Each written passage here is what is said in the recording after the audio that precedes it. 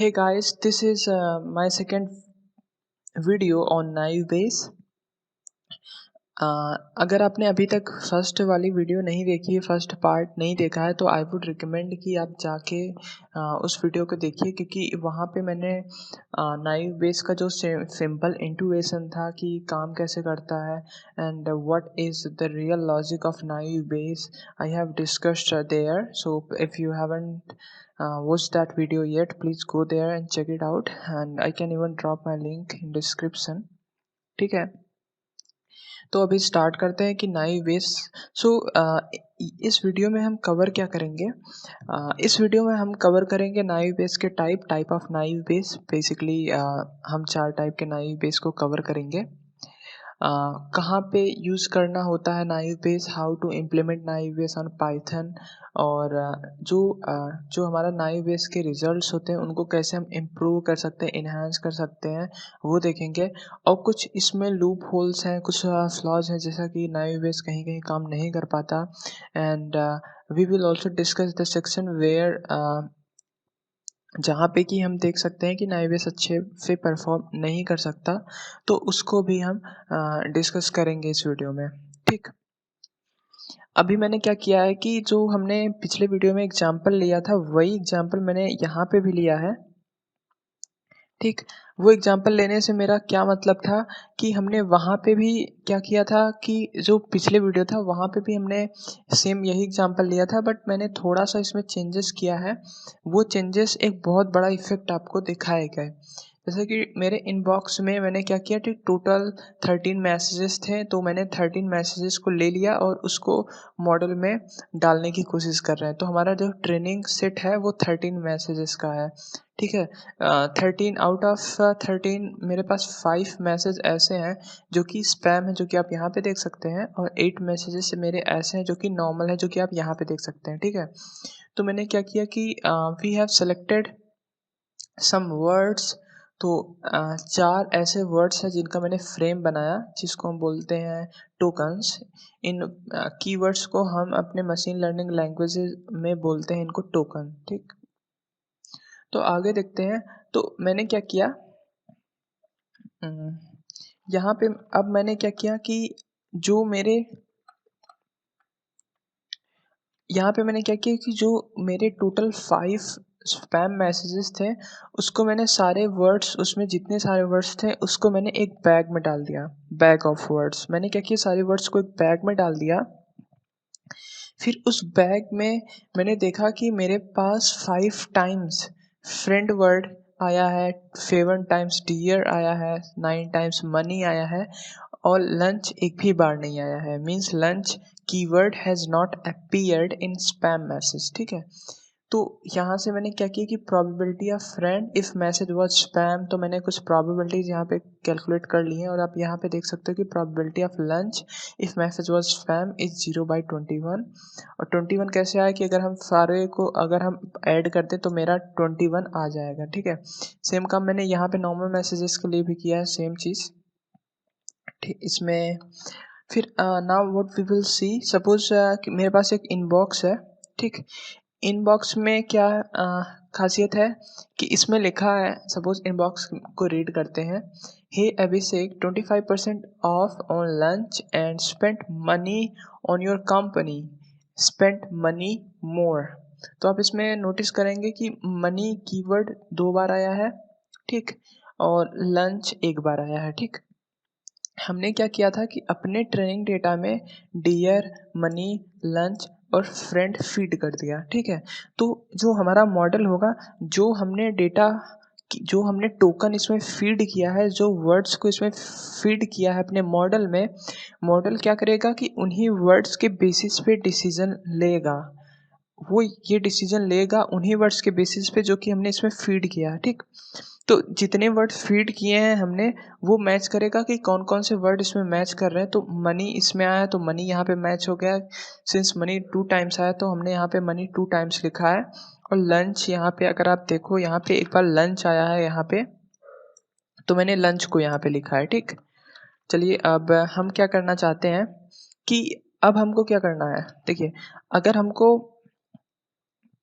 Decide करना है कि जो ये मैसेज है, ठीक, ये वाला जो मैसेज है वो स्पैम है कि नॉर्मल है।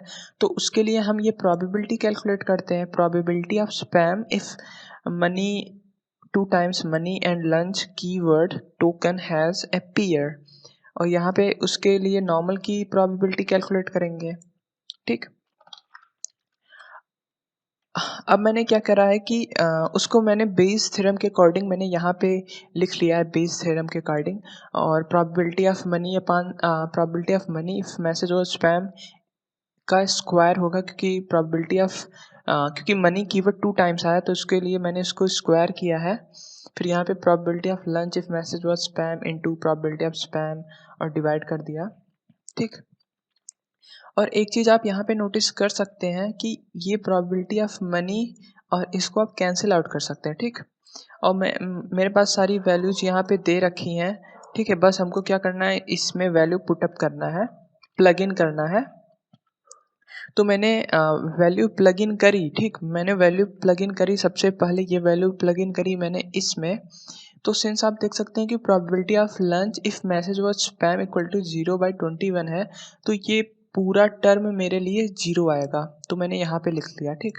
और मैंने ये वैल्यूज़ जो यहाँ पे हैं वो मैंने यहाँ पे डाली, ठीक। तो मुझे एक वैल्यू मिला और वो वैल्यू है मेरा 0.0014, ठीक। अब आप बोलोगे कि 0.0014 इज ग्रेटर देन 0, सो हम बोलेंगे कि probability of normal is greater than probability of spam. तो इससे हमारा जो मॉडल होगा वो ये डिसाइड करेगा कि जो मैसेज था वो एक नॉर्मल मैसेज है, ठीक। बट हमने क्या देखा, हमने तो ये देखा कि मैसेज तो साफ साफ दिख रहा था कि मैसेज वॉज स्पैम। मैसेज क्या था, एक बार मैं आपको फिर से वहाँ पे ले चलता हूँ। मैसेज मेरा ये था, आप यहाँ पे आप सिंपली देख सकते हो कि ये कोई स्पैम मैसेज है, ठीक। ये एक स्पैम मैसेज है, तो यहाँ से हम देख सकते हैं कि ये स्पैम मैसेज है।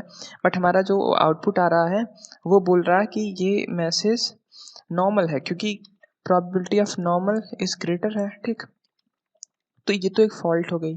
तो इसको सही कैसे करना है, इसको सही करने के लिए लैप्लास स्मूथिंग यूज करेंगे। लैप्लास स्मूथिंग क्या कहता है कि आप क्या करो, लैप्लास स्मूथिंग कहता है कि आप क्या करो, सभी में कोई एक पॉजिटिव कुछ भी आप ऐड कर दो जिससे कि वो जीरो ना हो पाए, ठीक।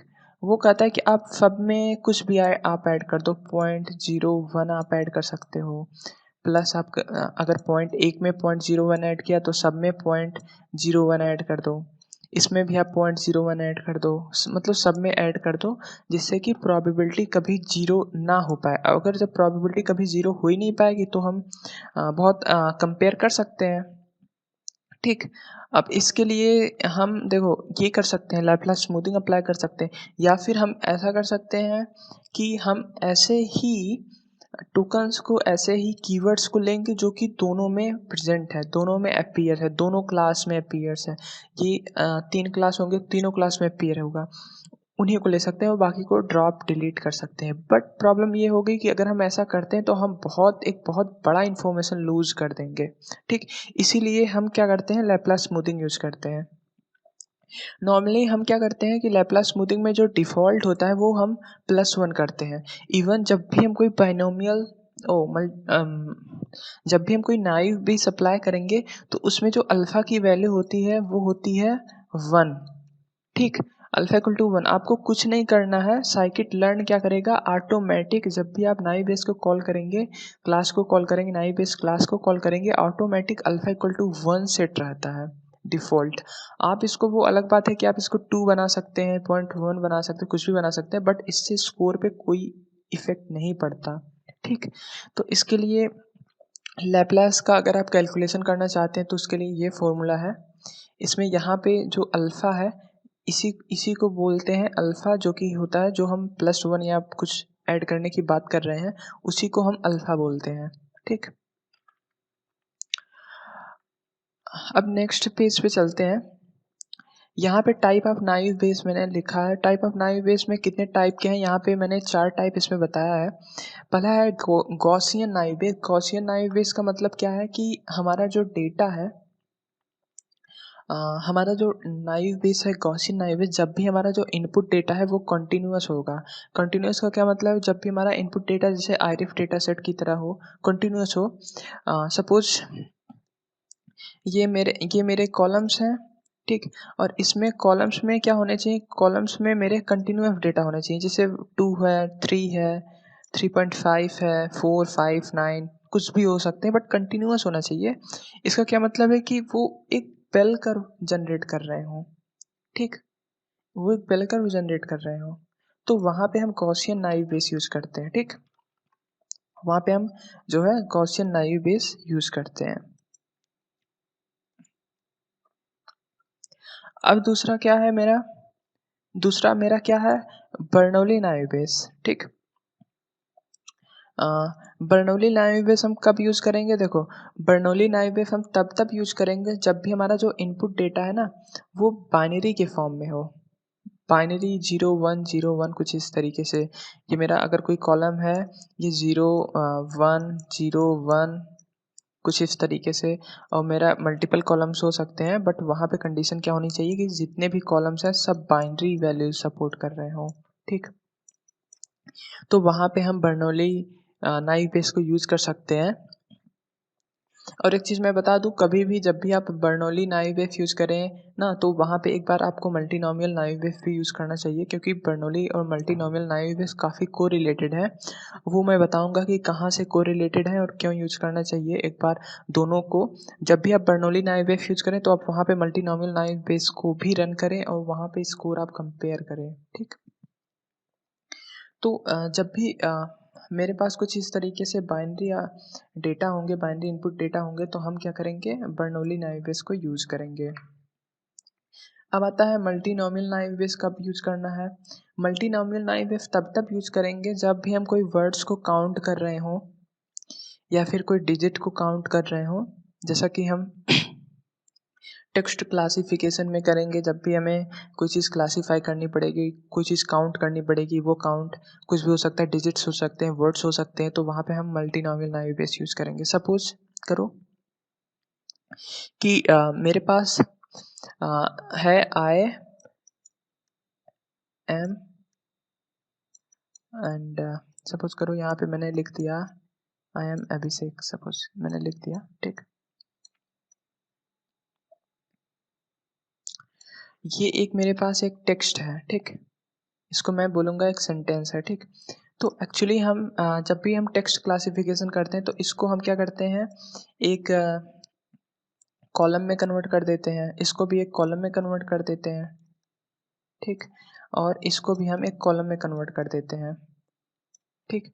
फिर हम क्या करते हैं, जो आने वाले टेक्स्ट होंगे अगर उसमें आई एक बार है तो यहाँ पे एक बार डाल देंगे, एम अगर एक बार भी नहीं है तो 0 डाल देंगे, और अभिषेक एक बार भी नहीं है तो 0 डाल देंगे। जो दूसरा सेंटेंस है, सपोज उसमें आई 2 बार आया है तो वहाँ पे 2 बार डाल देंगे, एम 2 बार आया है 2 बार डाल देंगे, ए भी 1 बार आया है तो 1 बार डाल देंगे, ठीक। और मान लो सपोज तीसरे सेंटेंस में कुछ एक्स्ट्रा भी आ गया ना, सपोज यहाँ पे आ गया जायसवाल, तो सपोज कि अगर हमने 3 के कॉलम बनाए हैं तो जायसवाल को इग्नोर कर देंगे, तो वहाँ पे भी हम डाल सकते हैं। अगर आने वाले सेंटेंस में आई एक बार आया तो वहाँ पे एक बार, I M, suppose I M केवल लिखा है तो आई एम, अभिषेक नहीं है तो उसमें 0, कुछ इस तरीके से डेटा करते हैं। तो यहाँ पे हम क्या कर रहे हैं, काउंट कर रहे हैं, ठीक। अंतर इतना है कि यहाँ पे भी 0 आ रहा है, यहाँ पे भी 1 आ रहा है, बट अगर कोई भी टोकन, कोई भी वर्ड अगर मल्टीपल टाइम अपीयर हो रहा है तो काउंट 1 से ऊपर भी जा रही है, ठीक। और कभी-कभी क्या होता है, अगर कभी-कभी क्या होता है कि काउंट अगर 1 के ही पास है, 1 के ऊपर नहीं जा रही है, तो बर्नौली और मल्टीनोमियल में आप कोई भी यूज़ कर सकते हैं, बट आपको ध्यान रखना है कि अगर 0 1 0 1 ही है, ठीक। आपके जो इनपुट वैल्यूज़ है वो 0 1 ही हैं, 0 है या 1 है, तो वहाँ पे बर्नौली आपको यूज़ करना है। और अगर ये 0 1 2 कुछ भी हो सकते हैं जो हमारे काउंट है, तो वहाँ पे हमको मल्टीनोमियल नाइव बेस यूज़ करना है। अभी इस कंडीशन में मैं मल्टीनोमियल नाइव बेस यूज़ करूँगा, ठीक। अगर ऐसे कंडीशन में अगर मुझे मल्टीनोमियल नाइव बेस, अगर सपोज मुझे 97% एक्यूरेसी दे रहे हैं, तो अगर इसमें बर्नौली यूज़ करूँगा तो वो करीब 95 या 94 के आसपास मुझे एक्यूरेसी देगा। करीब 2-3% के आसपास एक्यूरेसी में डिफ़रेंस होता है। तो इसीलिए हम क्या करते हैं, दोनों रन करते हैं और कंपेयर करते हैं, ठीक? अब क्या डिस्कस कर रहे हैं हम, कॉम्प्लीमेंट नाइव बेस यूज़ कर रहे हैं। कॉम्प्लीमेंट नाइव बेस हम कब यूज़ करते हैं? कॉम्प्लीमेंट नाइव बेस हम तब यूज़ करते हैं जब हमारा जो क्लास होता है वो हमारा क्या होता है, बायस्ड होता है। सपोज़ कि बायस्ड कब होगा? जब हमारा डेटा इम्बैलेंस है। इम्बैलेंस का क्या मतलब है? सपोज़ मेरे पास जो आउटपुट है उसमें 2 क्लासेस हैं, एक स्पैम है और एक नॉर्मल मैसेज है, ठीक? और सपोज़ कि मेरे पास जितने भी डेटा हैं उसमें सपोज़ स्पैम है वो केवल 2% है, ठीक? और जो नॉर्मल मैसेजेस हैं वो क्या है, मेरे पास 98% है, ठीक?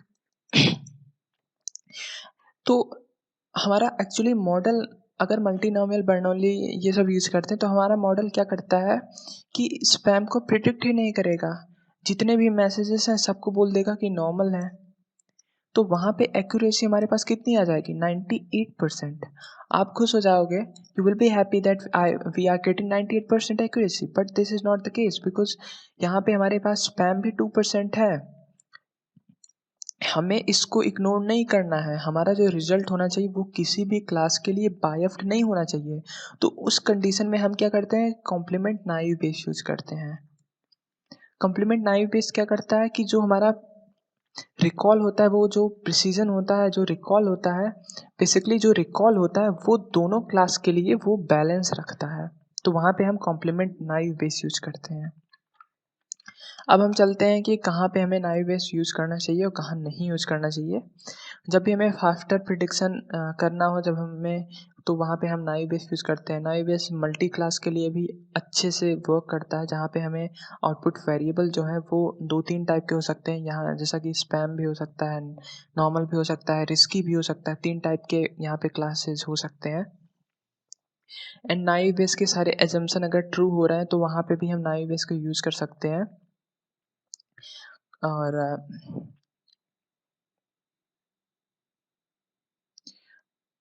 कब-कब नाइव बेस नहीं वर्क करेगा, जब भी हमारे पास ज़ीरो फ्रीक्वेंसी होगी, वहाँ पे नाइव बेस नहीं काम करेगा। और जब भी हमारा हाँ, जो असम्पशन है, सपोज़ कि